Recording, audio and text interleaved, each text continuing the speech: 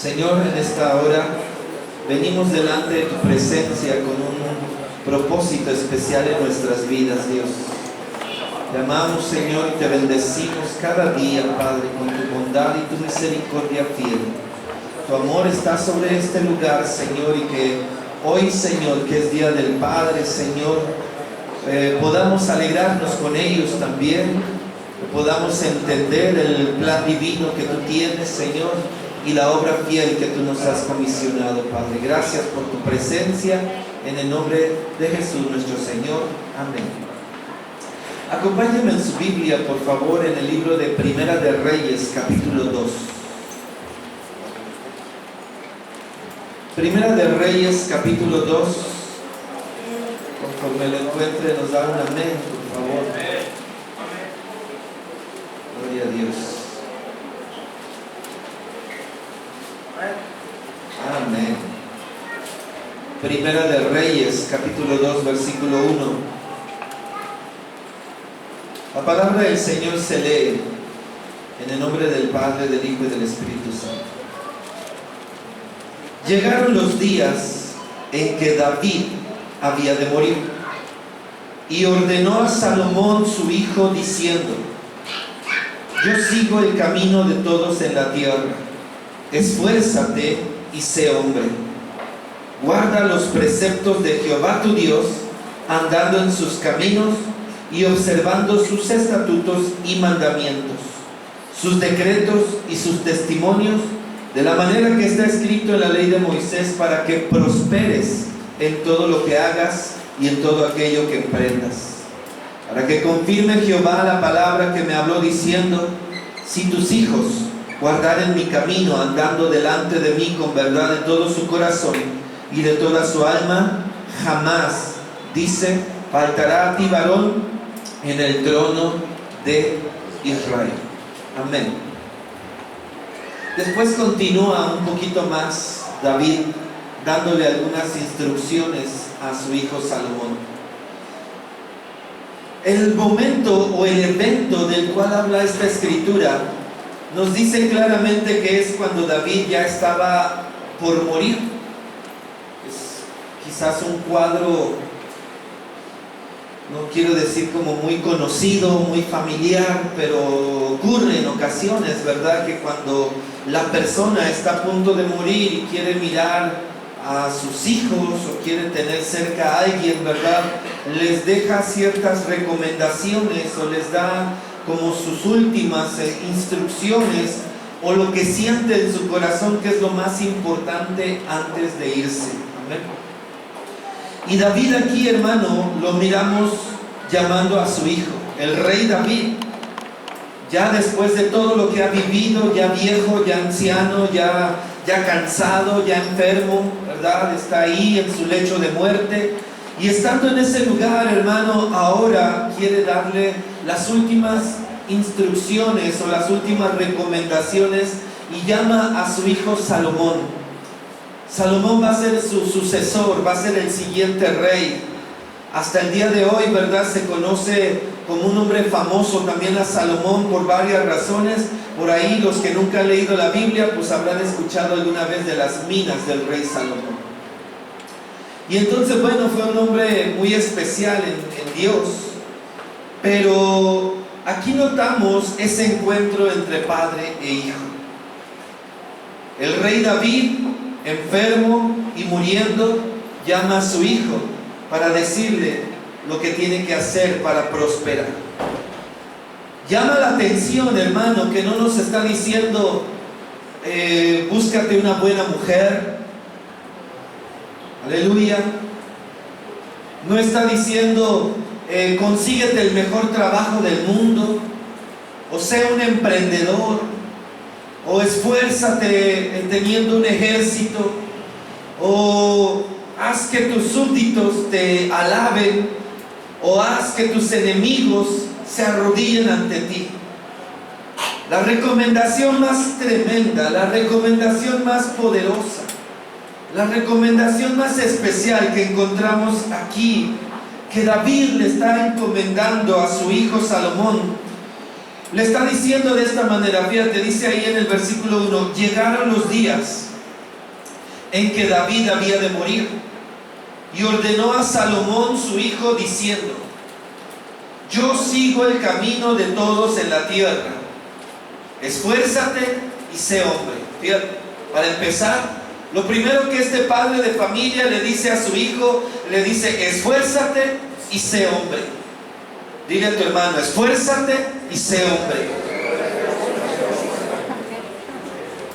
Ahora dígaselo como si lo creyera: esfuérzate y sé hombre. Ahora bien, cuando alguien dice sé hombre, como que de pronto, hermano, quedarían implícitas muchas cosas. Cuando alguien dice sé hombre, nosotros estamos mal acostumbrados, hermano, o malinterpretamos el término sé hombre, ¿verdad? Lo malinterpretamos, hermano, en el sentido de que quizás el padre le está diciendo al hijo antes de morir: órale, usted es macho, ¿no? Usted debe de ser el varón. Pero todas las ideas que pudiéramos aterrizar en esta mañana, de pronto, hermano, David las encierra en un solo concepto. Y le dice en el versículo 3: guarda los preceptos de Jehová tu Dios, andando en sus caminos y observando sus estatutos y mandamientos, sus decretos y sus testimonios, de la manera que está escrito en la ley de Moisés, para que prosperes en todo lo que hagas y en todo aquello que emprendas. Si usted se da cuenta, la recomendación que le está dando David a su hijo no es que tenga muchas mujeres, o que sea muy valiente, o que se pelee con todos, o que pisotee a todos, o que pase por encima de todos, o que demuestre quién es. Escucha esto, mi querido hermano. A veces nos esforzamos tanto por quererle demostrar a los demás quiénes somos. Y le digo una cosa: yo he aprendido en este camino que no tengo nada que demostrarle a nadie. Aleluya. El Señor me ha dado, hermano, la oportunidad de saber y de entender que yo no tengo nada que demostrarle a nadie, hermano. Yo sé quién soy en el Señor. Y yo sé quién sabe Dios que soy en su corazón también. No tengo, a veces malgastamos nuestra vida pretendiendo demostrarle a los demás quiénes somos. Y yo creo, hermano, que la recomendación más grande que el rey David le está dando a su hijo no es demuéstrales quién eres. Porque a veces, hermano, quizás hasta nosotros nos hemos equivocado en esta recomendación. Demuéstrales quién eres. Mira, tan sencillo y tan simple que le dice David a su hijo: guarda los preceptos de Jehová tu Dios. O sea, ¿quieres que te vaya bien en esta vida? Confía en Dios, depende de Dios, ama a Dios, acércate a Dios y sé con Él en todo tiempo. Si tú te acercas a Dios, y mira, me encanta cómo termina la frase David diciéndole: para que todo lo que hagas prospere, y en todo lo que emprendas prospere también. ¿Quieres prosperar en esta vida? Aférrate a Dios, agárrate de Dios.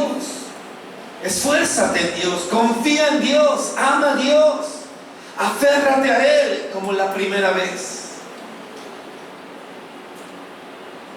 Cuando mi esposa y yo teníamos la oportunidad, o estábamos en nuestro trabajo secular, lo hemos compartido muchas veces. Yo tenía un sueldo, era un buen sueldo, era suave esperar la quincena y saber que cada quincena ahí va a estar el dinero, y que lo podíamos tomar y que lo podíamos sacar. Pero en el momento en que decidimos servirle a Dios de tiempo completo, que dejamos nuestros trabajos para enfocarnos en esta tarea, que dejamos, hermano, las cosas del mundo, y que dijimos: vamos a dejar todo lo que el mundo nos ofrece para podernos concentrar en lo que vamos a hacer en el camino de Dios. Si no nos hubiéramos agarrado de Dios, hermano, hubiéramos fallado en este camino. Hubiéramos fracasado, hermano. Hubiéramos sentido, hermano, en nuestro corazón, hermano, un vacío, una angustia, una frustración. No hay peor momento, hermano, que el hombre vive cuando se siente frustrado porque no le resultan las cosas. ¿Cuántos siguen conmigo? Nadie nos enseñó a ser papás. Hoy se ostentan por ahí títulos, escuela para padres. Qué bueno, ¿verdad? Pero nadie nos convocó, ni nadie nos juntó, ni nadie nos dio una clase, una enseñanza y nos dijo, para ser papá vas a pasar por esto. Es más, nosotros creímos que podríamos ser buenos padres solamente siendo buenas personas. Pero en el camino, hermanos, se empiezan a mover muchos asuntos. En el camino se empiezan a mover muchas circunstancias, hermano. De pronto empezamos a mirar que ser padre requiere también de mucha responsabilidad. Asumimos responsabilidades, hermano, que quizás en un momento no conocíamos y no entendíamos, hermano. Amén. Situaciones, hermano, que nosotros nunca habíamos vivido y que al ser papás. Y mira, quiero entender este concepto. Porque a veces, hermano, hablamos de lo maternal. Frecuentemente sabemos que hay como ese sentimiento maternal. Las madres, hermano, generan algo desde el momento en que conciben y desde el momento en que tienen esa vida en su ser, ¿verdad? De que durante 9 meses están allí, hermano, alimentándose y al mismo tiempo alimentando en su vientre, hermano, ese bebé. Se genera algo maternal en ellas, hermano, que es difícil que se los quitemos. ¿Cuánto dicen amén? Los hijos crecen, los hijos nacen, crecen y crecen y crecen y crecen. Y a veces, aunque tengan 20, aleluya, sigue siendo su bebé. Amén, dijeron algunos. A veces, aunque tengan 30, a veces me sorprende que aunque tengan 40 y todavía está ahí, ¿verdad? La mamá con ese carácter maternal. Pero nosotros como papás fuimos diseñados diferente. A veces, hermano, como padres de familia tenemos que, como que primeramente dicen que te caiga el 20 de que ya eres papá. Y más si fuimos en un tiempo padres sin Cristo. ¿Cuántos siguen conmigo? Los padres que no conocían a Cristo y que fueron padres, valga la expresión, mundanos. Fuimos mundanos, ¿verdad que sí? ¿No te ofende ese término? Ay, me dijo mundano. No, pues fuimos mundanos. Y a veces cuando tuvimos nuestros hijos, quizás nos tocó la etapa en que todavía ni cristianos éramos.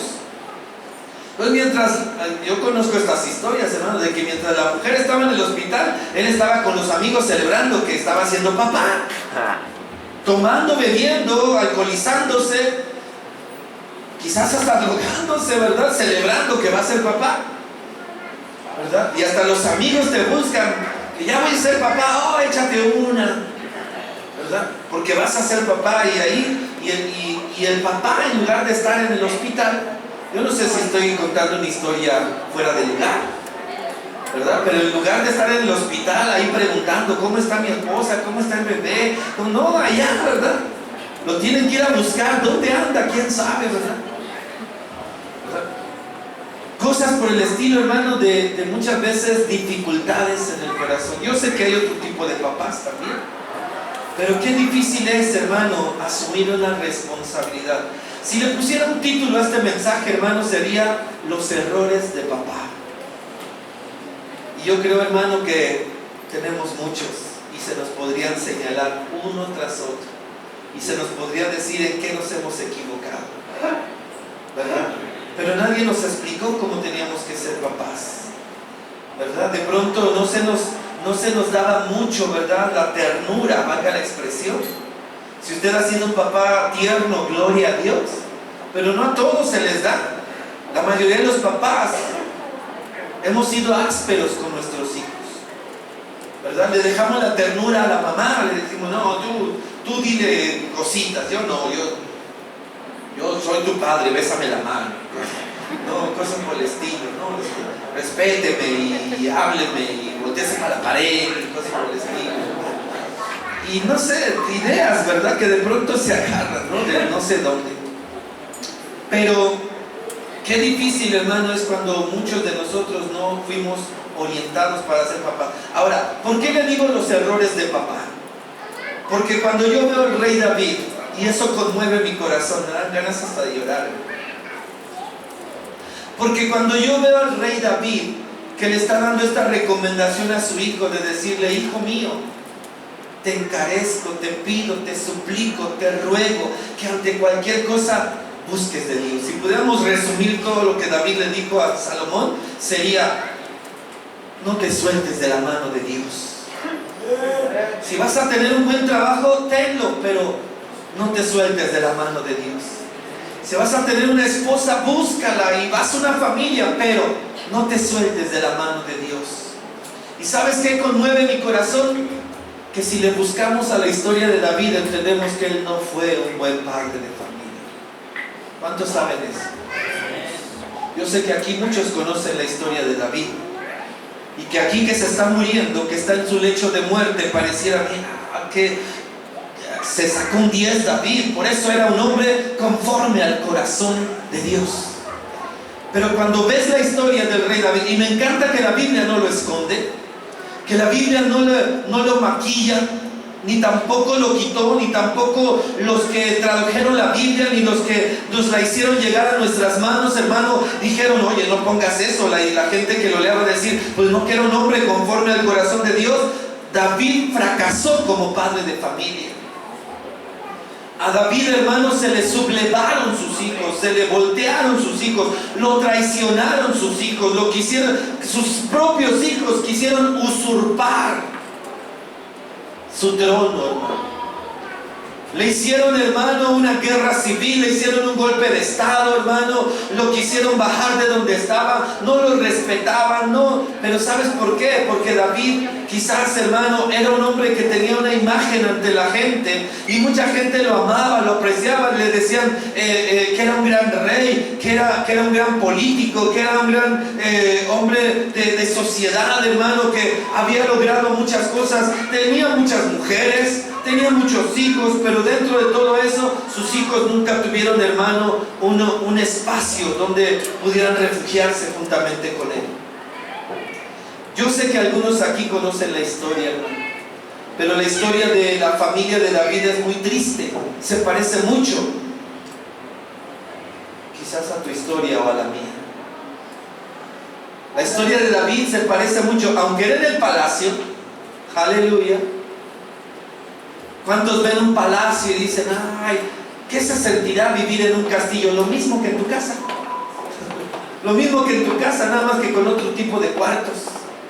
Porque al final de cuentas, hermano, el hogar no es el edificio, el hogar lo formas tú. Amén. ¿Cuánta gente puede vivir en un castillo y ser infeliz? ¿Verdad? ¿Cuánta gente puede tener las mejores comodidades y no disfrutarlas?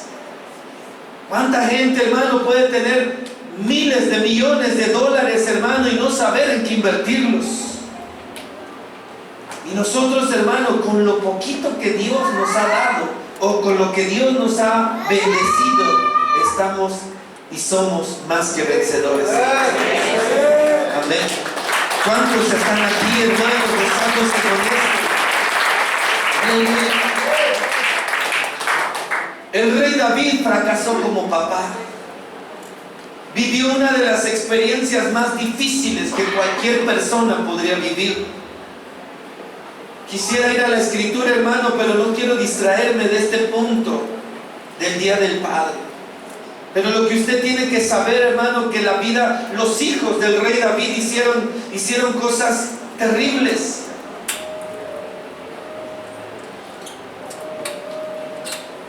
El hermano violó a la hermana. El hermano mató al hermano. El hijo se sublevó contra el padre. El otro hijo se sublevó y quería tener a la mujer de su padre. Esa es la historia resumida de la familia del rey David. Tal vez, hermano, tú estás en este punto y te encuentras, hermano, con que ya cometiste muchos errores. O ya cometimos muchos errores. Tal vez algún día, hermano, te propasaste al golpear a tus hijos. ¿Cuántos están aquí? Tal vez algún día lo hiciste, hermano, y todavía ya en la soledad, hermano, te estás preguntando: ¿por qué lo hice? ¿Por qué lo hice si no era para tanto? Obviamente estamos tratando con nuestros hijos. El otro caso, hermano, es el que nunca los ha tocado en su vida y se jacta de eso. Eso podríamos decir que le pasó al rey David. Están aquí, hermanos, porque hoy tenemos papás modernos que dicen, no, hoy ya no se golpea, hoy ya no se maltrata, no, hoy parlando nada más. Pues el rey David ni los corrigió, ni los maltrató, ni parló con ellos, ni nada, ¿verdad? Porque a veces también esperamos que la mamá sea la que resuelva los asuntos en casa. Aleluya, ahí te hablan, ya te vieron. Porque es más fácil que mamá ponga orden, ¿verdad? Y tú arréglalo. Tú arréglalo. A mí no me metas en tus cosas, en tus problemas. Cuando la responsabilidad y las cuentas claras se nos van a pedir a los varones, hermano. Hace unos días hablábamos de la escritura, ¿verdad? De que la mujer se someta y se sujete, y eso como nos gusta, ¿verdad? Pero cuando nos dicen, tú eres la cabeza del hogar y tú vas a dar cuentas de tu hogar, a ti es a quien te va a preguntar Dios, ¿qué hiciste con la mujer y los hijos que te di? Aleluya. Dame cuentas. ¿Qué hiciste con ellos? ¿Verdad? Nosotros como papás, hermano, tenemos que mejorar. Yo veo, hermano, que David aprendió, pero aprendió a punta de golpes, como dicen por ahí. David aprendió a ser papá. Por eso cuando le está dando sus últimas recomendaciones a Salomón, le está diciendo, no te despegues de Dios. Hagas lo que hagas, nunca sueltes a Dios. Pero en este momento, hermano, cuando él ya pudo haber mirado todo lo que hizo, todo lo que pasó, todos los errores que cometió, hermano, por causa de falta de corrección o por causa de falta de llamada de atención a tus hijos, hermano, o a sus hijos, lo que le pasó a David fue que los tuvo que enterrar prematuramente. Yo creo que eso es lo más triste y lo más doloroso que le podría pasar a cualquier persona. Se dice, y dicen los mejores hombres, que los hijos deben enterrar a los padres. ¿Siguen conmigo, no? Se dice, ¿verdad?, que los hijos deben enterrar a los padres, no que los padres deban enterrar a los hijos. ¿Me explico? ¿Verdad? O sea, yo creo que es lo más terrible que le puede pasar a una persona. Es lo más horrible que puede experimentar alguien, ¿verdad? Por eso nosotros, hermanos, tenemos que saber, bueno, pues tenemos que aprender a corregir y atender en tiempo. Ahora, si buscáramos un ejemplo bíblico en la Biblia, que dijéramos, a ver, aquí en la Biblia, un ejemplo de padre de familia, ¿cómo hacer un ejemplo? La verdad, hermano, está difícil. Está difícil. Abraham no era un buen padre de familia. Fue un hombre escogido, que se le conoce como el padre de la fe, pero no era un buen padre de familia. Isaac, Jacob, Jacob, hermano, menos.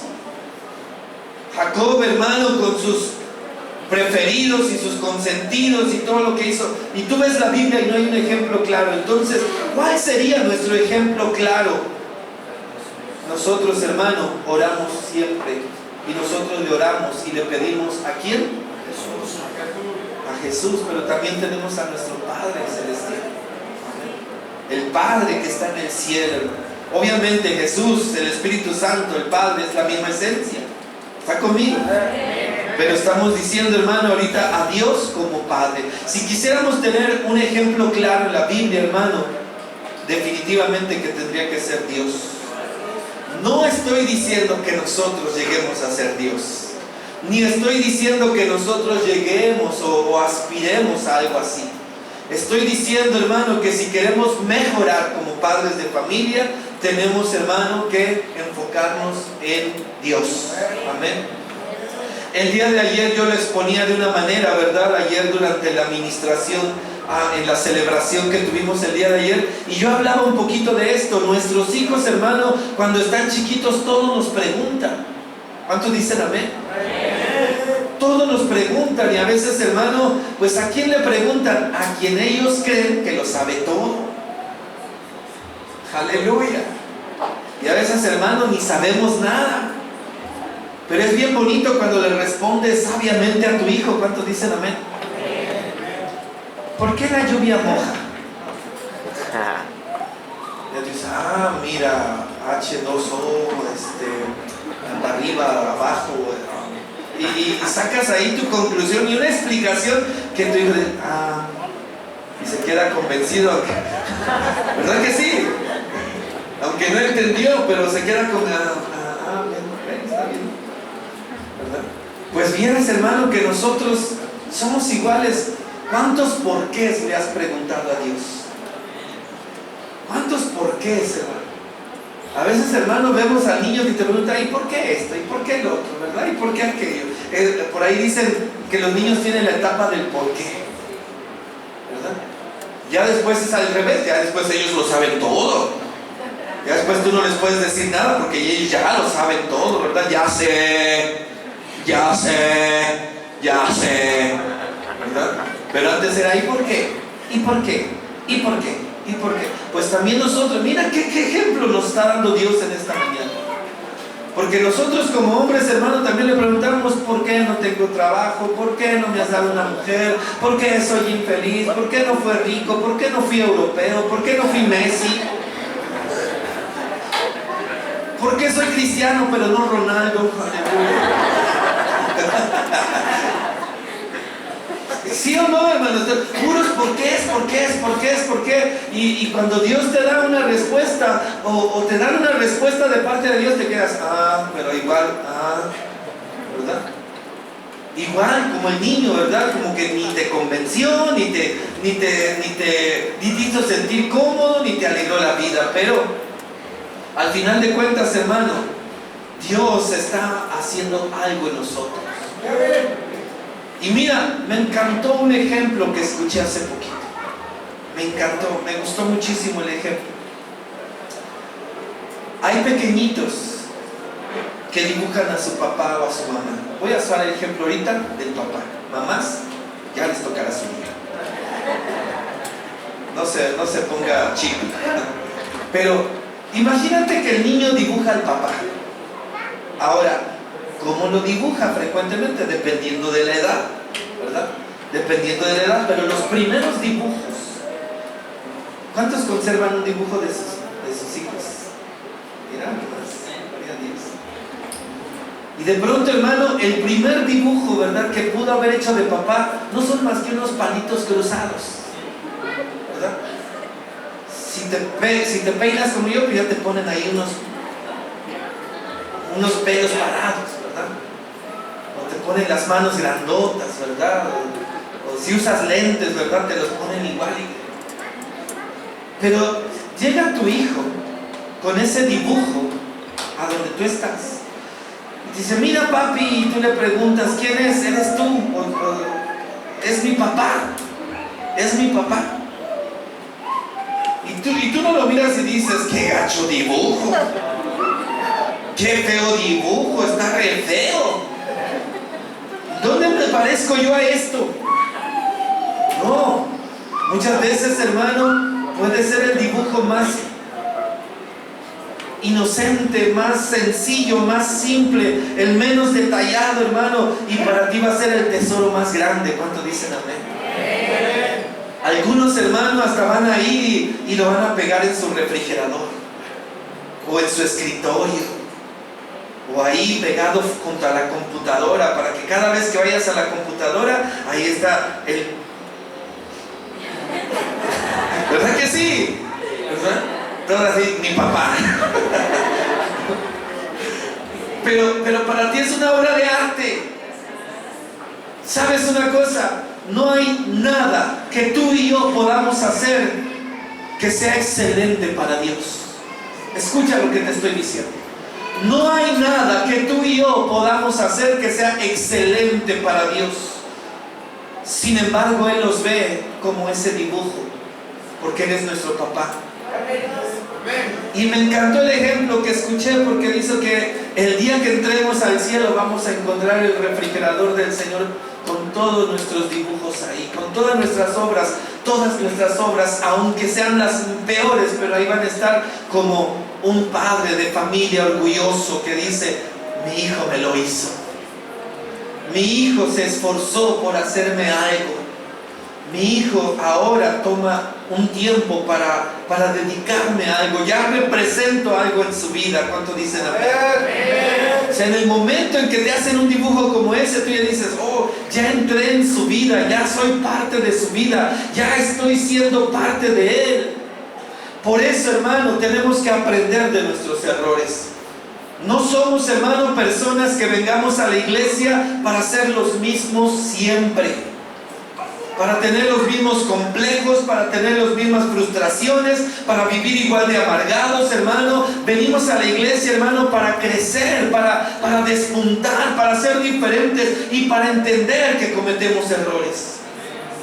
David aprendió de sus errores. Fue muy duro lo que él tuvo que vivir. Tuvo que ir a enterrar a sus hijos. Y eso, hermano, le costó como para decir, no me va a pasar con mi otro hijo.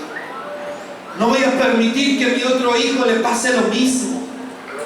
Por eso es que antes de que sucedan cosas o tragedias familiares, hermano, aprendamos de nuestros propios errores. Que entendamos que si cometimos equivocaciones, hermano, estamos muy a tiempo, hermano, de enmendarlas. De poder decir, yo como padre de familia puedo mejorar. Es bueno, hermano, cuando te autoevalúas, cuando tú mismo, hermano, te puedes chequear y puedes revisar tu estatus como padre de familia. Que puedes decir si como papá estás equivocado y puedes cambiar algunas cosas. No solamente, hermano, es entender que cometimos errores, sino también, hermano, cómo cambiar o cómo mejorar, cómo ser diferentes, hermano. ¿Cuántos siguen conmigo? El rey David, hermano, se ganó el mote o el apodo o el sobrenombre de el hombre conforme al corazón de Dios. Y cualquiera cuando escucha la historia de David podría decir, mira, si era un hombre con tantos errores y con tantas equivocaciones, pero él, hermano, se acercó al corazón de Dios, se avergonzó, se arrepintió y cambió su manera de ser. Amén. No podemos, hermano, enfrascarnos todo el tiempo en decir, así soy y qué, así aprendí, o así me educaron a mí también, o así es como se tiene que hacer, o yo sé cómo educo a mis hijos. Sí, yo lo sé. Cada hogar, hermano, cada familia tiene sus propios lineamientos, sus propias reglas, sus propias maneras de convivencia, hermano, pero también hay algunas que pueden generalizarse y sobre todo tiene que ser el respeto. El respeto, el apoyo mutuo, el aprecio, el cariño. Hermano, papito que nunca lo has practicado, padre de familia que estás aquí presente, practica alguna vez la ternura con tus hijos. No solamente se lo dejes eso a las mamás. Ay, pastor, yo nomás el elote es tierno. ¿Yo de dónde me va a salir ternura? Empieza a practicarlo. Empieza a intentarlo. Empieza a sacar un poquito más de tu corazón. No todo es como tú te imaginas o como tú piensas, porque hay errores que cometemos en el camino y Dios nos quiere ayudar a corregirlos a tiempo. Amén. En esta mañana, querido hermano, solamente le dejo con eso. El mejor ejemplo que tenemos como padre es Dios. Él nos ama a pesar de nuestros errores. ¿Okay? Él nos ama a pesar de nuestros errores, a pesar de nuestras equivocaciones, hermano. Y Él, hermano, aunque hagamos las peores cosas, Él siempre va a estar orgulloso de nosotros. Amén. De esta manera, mi querido hermano, ¿sabes? Termino diciendo lo siguiente. Hay un momento en el cual los discípulos de Jesús le pidieron y le dijeron, Señor, enséñanos a orar. A mí esa escritura siempre me ha llamado la atención porque los discípulos de Jesús eran judíos. Y cuando digo que eran judíos, se supone, aleluya, se supone que sabían orar. ¿Cuántos dicen amén? Es como cuando hablamos de los cristianos, amén. Y cuando hablamos de los cristianos, hermanos, se supone que sabes orar, ¿verdad que sí? Pero muchas veces, hermano, llega el momento en que dices, enséñame a orar, porque no sé orar. Y los discípulos de Jesús le dijeron al Señor, enséñanos a orar. Y cuando Jesús les respondió, les dijo, cuando ustedes oren, oren de esta manera. ¿Y qué les dio? El Padre Nuestro. Fue el momento, hermano, en que les expuso la fórmula de cómo acercarse a Dios. Ahora, cuando dice ahí el Padre Nuestro, Padre ya es una palabra traducida al español. ¿Sigue conmigo? ¿Cuál fue la palabra original que usó Jesús? La palabra Abba, con doble B. Abba, no como el grupo musical de los 70s, pero muy parecido, Abba. ¿Y qué significa esa palabra? Imagínate, esa palabra la usó Jesucristo en el Padre Nuestro. En otras palabras, hermano, diría ahí Abba Nuestro. Si le pusiéramos, si supliéramos la palabra Padre, diría Abba Nuestro. ¿Y qué significa Abba? Se dice, hermano, que es una palabra que usaban los niños judíos, muy parecida a la que usan los niños mexicanos cuando se acercan a su padre o a su papá y le dicen de cariño, papi. ¿Están aquí, hermanos? A lo que quiero llegar, hermano, entiende esto. Cuando Jesús les dijo a sus discípulos, cuando oren, oren de esta manera. Nosotros, la traducción que ha llegado hasta nuestros días dice Padre Nuestro. Diga conmigo, Padre. Padre. Ahora diga papi. Papi. ¿Notas la diferencia? ¿Verdad?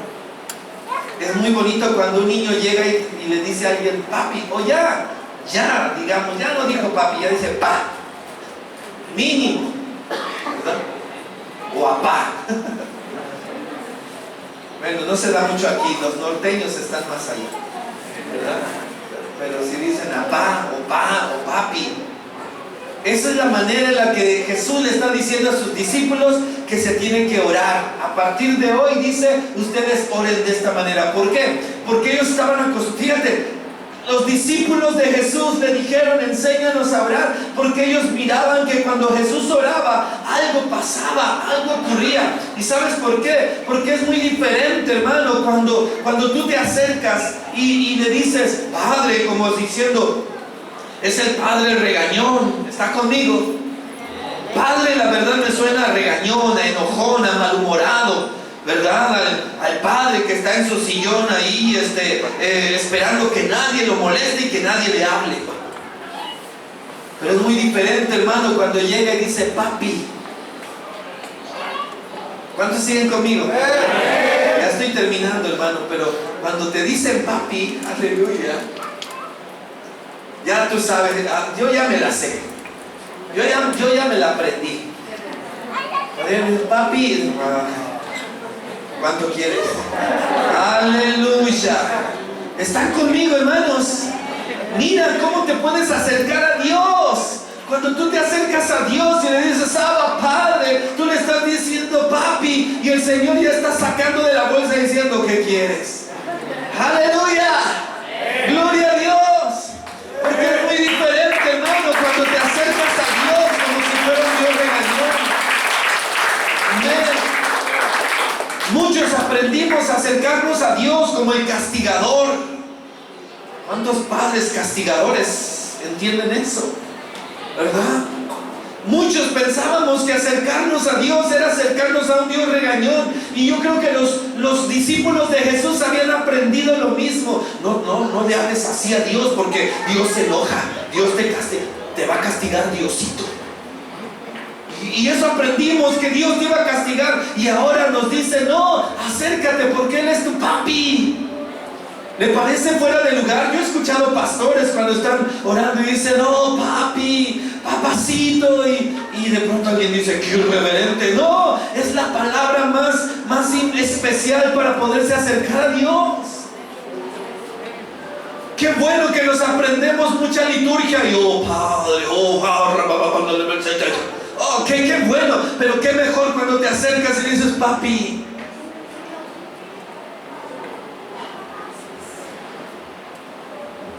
¿Cómo te puedes acercar a tu Padre cuando necesitas ayuda? Y una vez recibí una llamada por teléfono diciéndome: Pa, ven por mí. Así. ¿Dónde estás? Le dije. ¿Dónde estás? Ven por mí, aquí estoy. Y agarré el carro y fui por él. Así. No le pregunté ni le dije: a ver, no, ¿dónde estás? ¿Dónde estás? Lo primero que quiero saber es dónde estás y que estás bien. Porque de esa manera es como tú te puedes acercar a Dios.